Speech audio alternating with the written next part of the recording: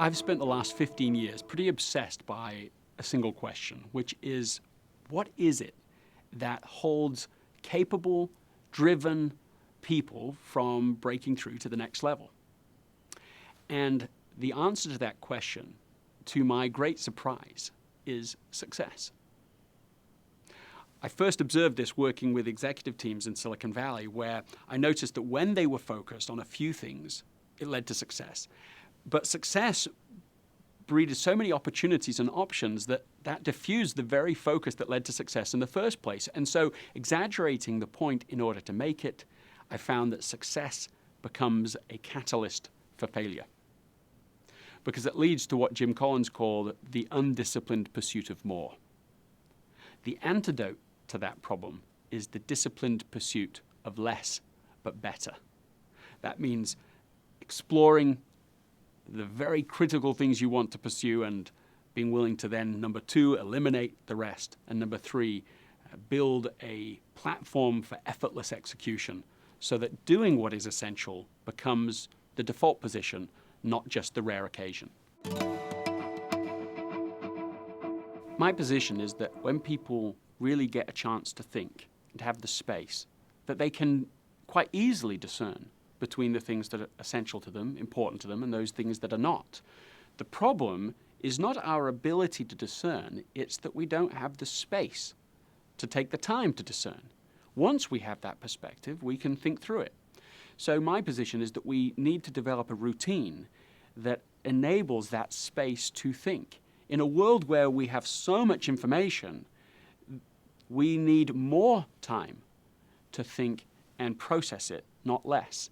And so, one CEO that I interviewed for the book has 2 hours on his calendar every day, broken up into half-hour segments, so that he has this space to stop, to turn everything off, to think, to see the bigger picture. I think we could all do something similar to that. The idea for many people of saying no to a senior leader, to even family members and so on, is so unthinkable, they just don't even experiment with it. So they end up being a novice with no. They just want to avoid this like the plague. But what I've found is that essentialists practice and learn and develop this skill. Kay Krill is the CEO of Loft and the Ann Taylor brand. And she said that years ago she was really bad at saying no. And somebody came to her mentor and said, look, you've got to learn to get rid of all of these people and commitments that don't mean anything to you, because they'll rob you of the things that really do. And she said that because she got that feedback, she did learn over the years how to say no, how to push back gracefully, sensibly, but unapologetically. And now she says she's very good at it. And it saved her so many wasted hours, wasted days, wasted commitments, because she actually learned to develop a repertoire for saying no. One of the executives that I interviewed for the book, because he was trying to be a good citizen to his new company, ended up saying yes to almost everything.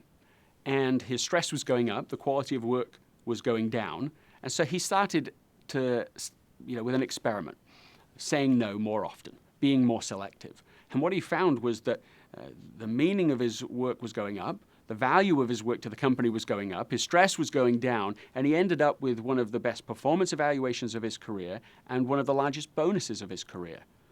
In that little story, there is the argument for essentialism, that by focusing on the few things that are really essential, we're actually able to make a more valuable contribution. I think becoming an essentialist is not an easy thing.